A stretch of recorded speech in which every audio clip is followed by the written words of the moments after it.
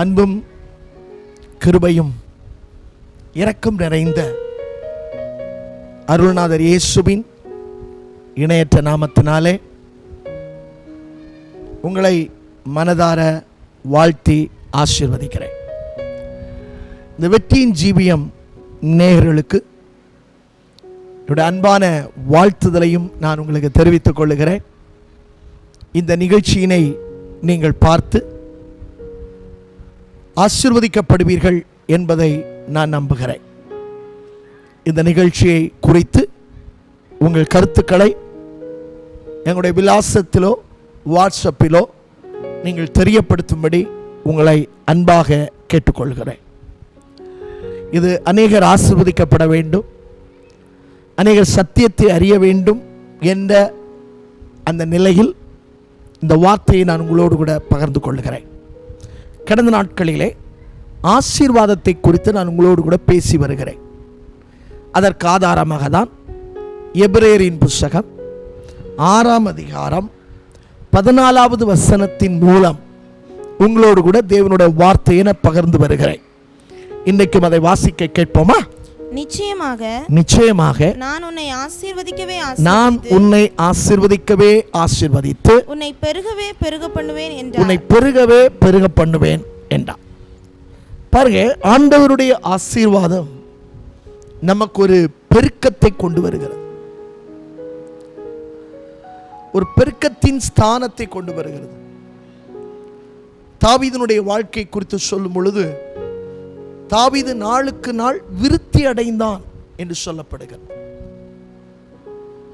யாபேஸ் ஜெபிக்கிறான், அவன் எல்லையை கர்த்தர் ஆசீர்வாதமாக்கி விருத்தி அடைய செய்தான். இதே போல தேவனுடைய பிள்ளைகளாய் இருக்கிற நீங்களும் நானும் ஆசீர்வதிப்பதற்காகவே தேவன் நம்மை இந்த உலகத்தில் வைத்திருக்கிறார். ஆசீர்வாதமாய் வாழ்வதற்காகவே கர்த்தர் நம்மை நியமித்திருக்கிறார் என்பதை நாம் மறந்து போகக்கூடாது. ஆனால் அந்த ஆசீர்வாதத்திற்கு பாத்திரவான்களாக நீங்களும் நானும் மாறணும். ஆசீர்வாதத்துக்கு பாத்திரவான்களாக மாறாம ஆண்டவர் ஆசீர்வதிக்கிறவர் ஆசீர்வதிப்பார்னு சொல்லி ஏனோ தானோ என்று சொல்லி நம்ம இஷ்டம் போல வாழ்ந்துக்கிட்டு, மனம் போல வாழ்ந்துக்கிட்டு, நம்ம விருப்பம் போல வாழ்ந்துக்கிட்டு எல்லாம் அவர் பார்த்து கொள்ளுவார்னு சொன்னா நிச்சயமாய் அவர் பார்க்கிறவர் அல்ல. ஏன்னா அவர் நம்முடைய தகப்பன். ஒரு பிள்ளை தன் தகப்பனுடைய ஆசீர்வாதத்தை பெற்றுக்கொள்வதற்கு இவ்வுலகத்தில் அதுக்குரிய தகுதி இருக்கணும். அதே போல ஆவிக்குரிய வாழ்க்கையிலும் நாம் கடந்து போவதற்கு நமக்கு தேவனுடைய பார்வையில் சில தகுதிகள், அந்த தகுதிகள் தான் என்ன என்பதை நான் உங்களோடு கூட கடந்த வாரங்களில் தொடர்ச்சியாய் பேசிக் கொண்டிருக்கிறேன்.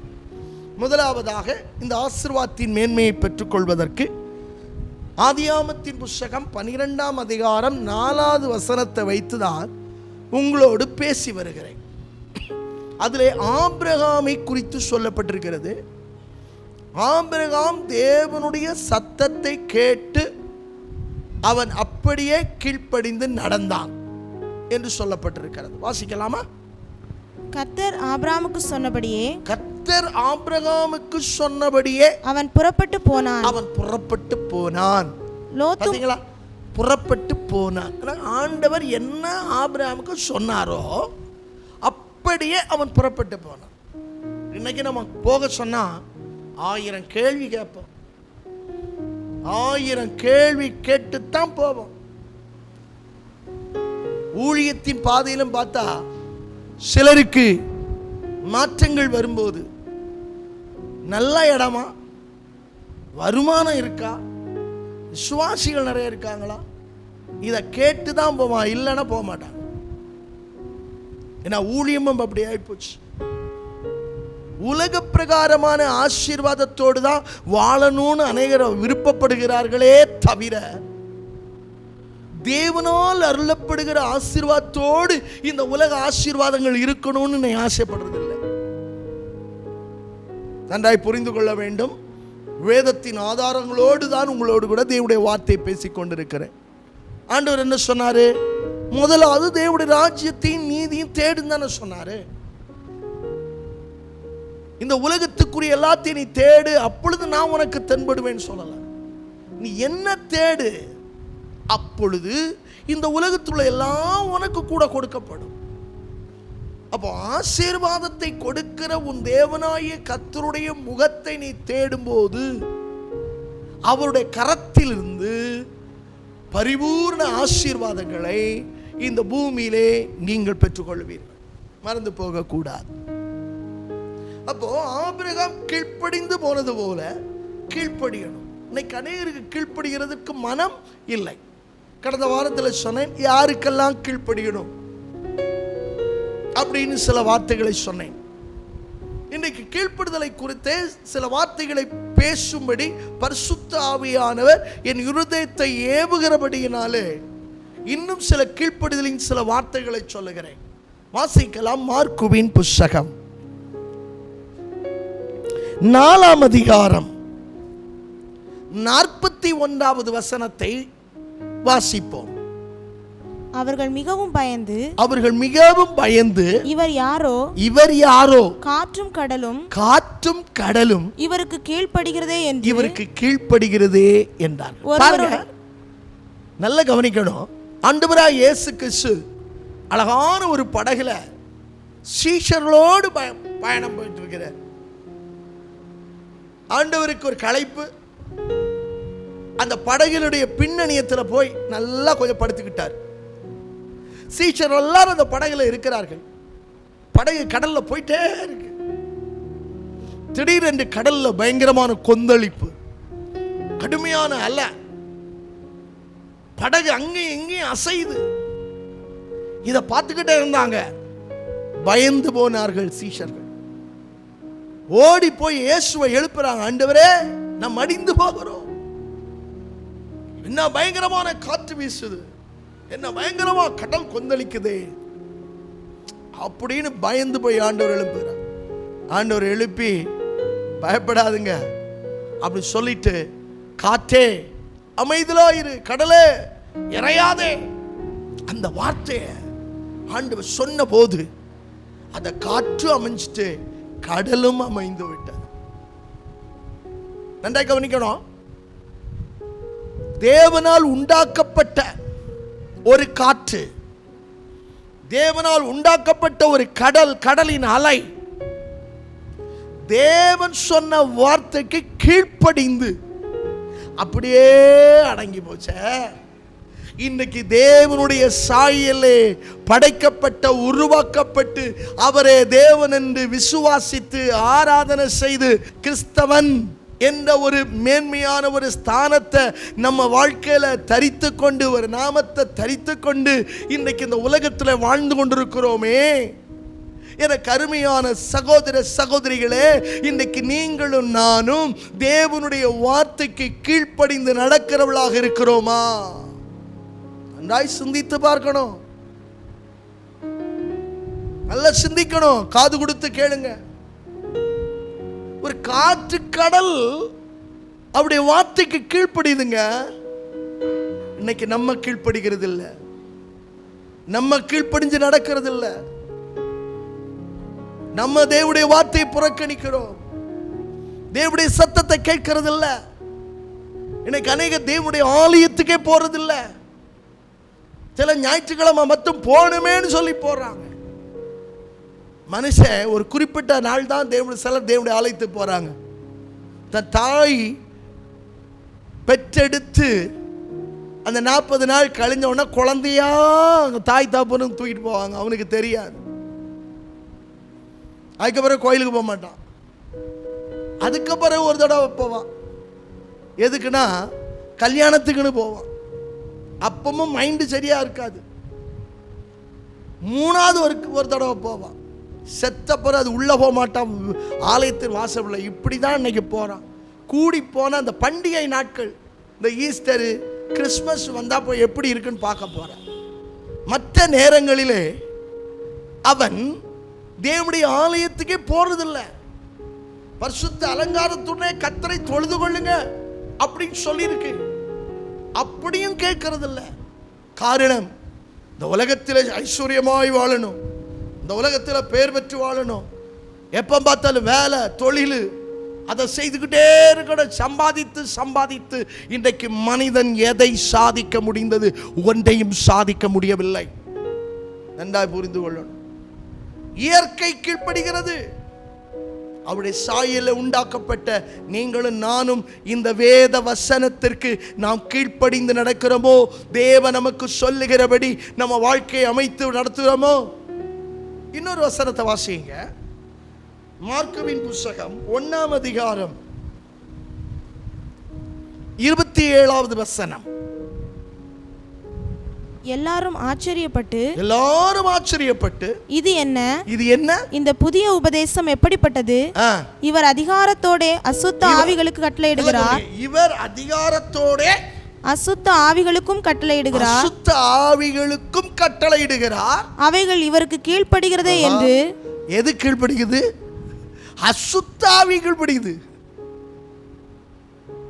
அசுத்த ஆவி பிடித்த ஒருவரை கொண்டு வந்திருக்கிறாங்க. அவர் கட்டளையிடுகிறார், இவரை விட்டு அசுத்தாவியை புறப்பட்டு போ.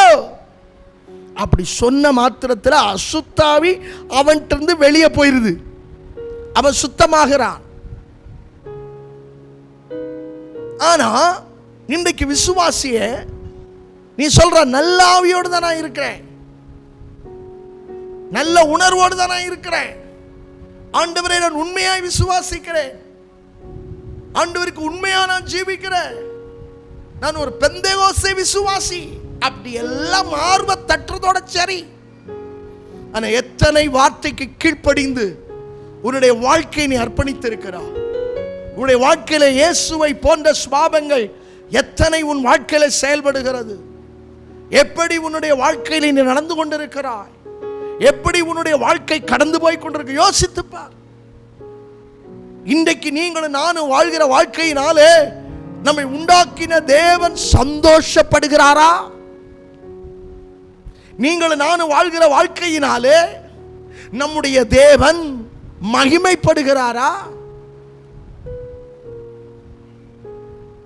இன்றைக்கு அவிசுவாசிகளை காட்டிலும் விசுவாசிகள் என்று சொல்லுகிறவர்கள், நல்ல கவனமா கேட்கணும் சகோதர சகோதரிகளே,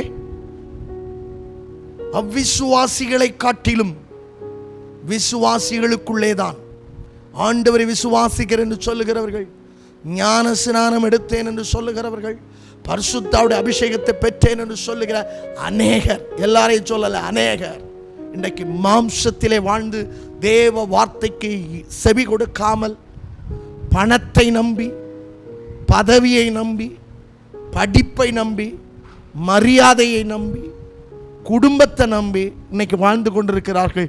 தேவ சித்தத்தை செய்வதில்லை. இன்னைக்கு நீங்களும் நானும் எப்படி இருக்கிறோம்? தேவனுடைய வார்த்தைக்கு நீங்களும் நானும் கீழ்ப்படுகிறோமா? தேவ சத்தத்துக்கு கீழ்ப்படுகிறோமா? பவுல் சொல்லுகிறான், அந்த பரம தரிசனத்துக்கு நான் கீழ்ப்படியாதிருக்கவில்லை. எனக்கு தேவன் கொடுத்த தரிசனத்துக்கு நான் கீழ்ப்படுகிறேன். கீழ்ப்படுதலினாலே நீங்களும் நானும் தேவ சித்தத்தை நிறைவேற்றுகிறோம். கீழ்ப்படிகளுக்கு தந்தருளின பரிசுத்தாவியானவர். இன்னைக்கு பரிசுத்தாவுடைய அபிஷேகத்தை பெற்றேன் என்று சொல்லுகிறவர்கள் கூட கீழ்ப்படிதல் இல்லை. நான் சந்தேகிக்கிறேன், அப்படி என்றால் நீங்கள் பெற்ற பரிசுத்தாவியானவருடைய அபிஷேகம் எப்படிப்பட்டது? ஒன்று ரெண்டு தவறுகள் வந்துடும், இல்லைன்னு சொல்லல. ஆனால் அதுவே உன்னுடைய வாழ்க்கையின் பழக்கமாகவும் செயலாகவும் சுபாவமாகவும் இருக்குமானால், இன்னும் சுபாவம் மாறல, இன்னும் உன்னுடைய எண்ணம் மாறல, இன்னும் உன்னுடைய பண்பு மாறல, அப்படி என்றால் ஹல்லேலூயா, நாம் எப்படி நம்ம வாழ்க்கை இருக்கிறது? கிறிஸ்தவ வாழ்க்கை ஒரு கீழ்ப்படுதலின் ஒரு அனுபவத்துக்கு நேராக, ஒரு கீழ்ப்படுதலின் சூழ்நிலைக்கு நேராக உங்கள் வாழ்க்கையை நீங்கள் ஒப்புக்கொடுங்கள். பழைய பாட்டிலே சவுல் என்ற ஒரு மனிதன் இருந்தான். ஆரம்பத்தில் நல்லா தான் கீழ்ப்படிஞ்சு வந்தான்.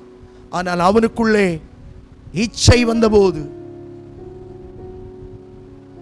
மாடுகள் ஆடுகள் நன்றாய் அழகா இருக்கிறதை பார்த்து அதை என்னிடத்தில் கொண்டு வந்து நன்மையை பெற்றுக்கொள்ள வேண்டும் என்று விரும்பின போது, ஆமென், அங்கே அவன் தேவன் சொன்ன வார்த்தை கீழ்ப்படியாமல் போனால் தேவன் அவனுடைய ஸ்தானத்திலிருந்து அவனை மாற்றிவிட்டார்.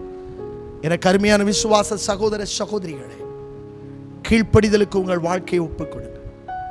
ஆண்டவர் என்ன சொல்றாரு? மனுஷனுக்கு சில வேளையில் சொன்ன உடனே அப்படியே கீழ்ப்படுத்துறோமே, ஒரு வக்கீல் சொன்னால் அப்படியே கேட்டுறோமே, ஒரு டாக்டர் சொன்னால் அப்படியே கேட்டுறோமே, ஒரு பெரிய மனுஷன் சொன்னால் அப்படியே கேட்டுறோமே. ஆனால் அவர்களெல்லாம் உண்டாக்கின பெரியவர் உன் அருள்நாதர் இயேசு. அவர் சொல்லுகிற வார்த்தை கீழ்ப்படி, கர்த்தர் உன்னை ஆசீர்வாதமாய் நடத்துவார். நீ ஆசீர்வதிக்கப்பட்டவன, நிச்சயமாகவே நான் உன்னை ஆசீர்வதிப்பேன் என்று சொன்னவர் உன்னை ஆசீர்வதிப்பார். தொடர்ந்து அடுத்த வாரத்திலும் தொடர்ந்து இந்த செய்தியை நாம் கேட்போம். இருக்கிற இடத்துல கண்களை மூடி நாம் ஜெபிப்போம். அன்பும் கிருபை நிறைந்த ஆண்டவரே, உம்முடைய பரிசுத்தமான நாமம் மகிமைப்படுவதாக. இந்த நாட்களில் உம்முடைய மகிமையான சத்தியத்தை எங்களோடு கூட பறந்து வந்து கொண்டதுக்கு அதுக்காக ஸ்தோத்திரம். நான் என்னுடைய வேத வசனத்தை அனுப்பி அவனை குணமாக்குவேன் சொன்ன ஆண்டவர். வசனம் எங்களை குணமாக்குகிறது, வசனம் எங்களை ஆசீர்வதிக்கிறது, வசனம் எங்களை பரிசுத்தப்படுத்துகிறது. இந்த அனுபவங்களுக்கு நேராய் உம்முடைய வார்த்தையை தந்து கொண்டிருக்கிறீர். இந்த நிலைகள் எங்களுக்குள்ளே கடந்து வர உதவி செய்யும். கீழ்ப்படிதல் என்கிற சுபாவத்தை நாங்கள் பெற்றுக்கொண்டு என் ஆண்டவருடைய நாமத்தை மகிமைப்படுத்த உதவி செய்யும். தாழ்த்தி உடைய கரங்களில் ஒப்புக் கொடுக்கிறோம்.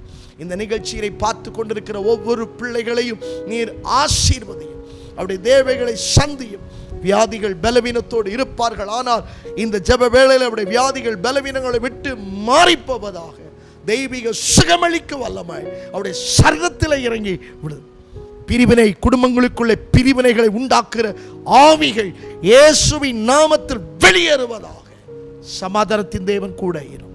இயேசுவின் நாமத்தில் தாழ்மையோடு ஜெபிக்கிறேன் நல்ல பிதாவே, ஆமென். தேவனுக்கு மகிமை உண்டாவதாக. தேவன் தொடர்ந்து உங்களை ஆசீர்வதிப்பாராக.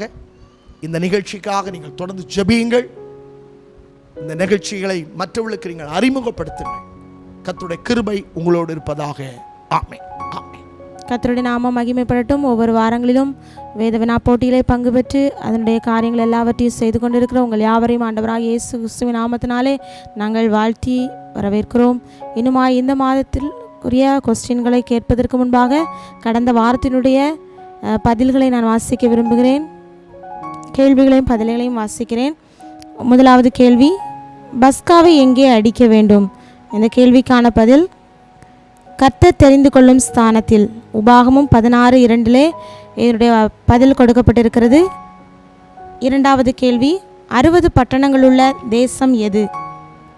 இந்த கேள்விக்கான பதில் அர்கோப் தேசம். உபாகமும் 3:4 இதனுடைய பதில் கொடுக்கப்பட்டிருக்கிறது. மூன்றாவது கேள்வி, எவை இரண்டும் உன் தேவனாகிய கர்த்தருக்கு அருவருப்பானவை? இந்த மூன்றாவது கேள்விக்கான பதில் வேசி பணயத்தையும் நாயின் கரையத்தையும். உபாகமும் 23:18 இது சொல்லப்பட்டிருக்கிறது.